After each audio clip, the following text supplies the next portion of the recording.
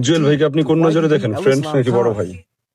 Friend না, of course বড় ভাই। কারণ হচ্ছে এই যে বড় and, যে ওয়ার্ক গুলো ভালো করে এগুলো এপ্রিসিয়েট, যেগুলো ওয়ার্ক খারাপ করে সেগুলো তো আমি ব্রেনলেস বলেই দিই। বড় ভাইয়ের জায়গা থেকে মানে ভাইকে কিছু বলার আছে, মানে এই এত কিছুর পরে লাস্ট কিছু বলার আছে কিনা? বলার নাই, যা দেখলো সেখান থেকে শেখার কিছু থাকলে শিখবে, আমিও শেখার কিছু থাকলে শিখে নিব।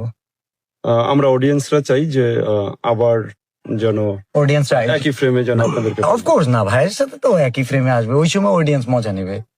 ওই সময় মাঝখানে ঢুকে কেউ না কেউ এগুলো খুচাখুচি করে ভিউ নিবে।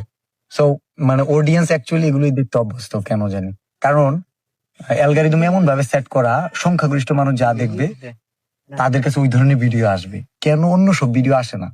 কারণ মানুষ এগুলোই দেখতেছে, হয় পাশের রুম থেকে, নাহলে পাশের বাড়ি থেকে, নাহলে পাশের এলাকা থেকে।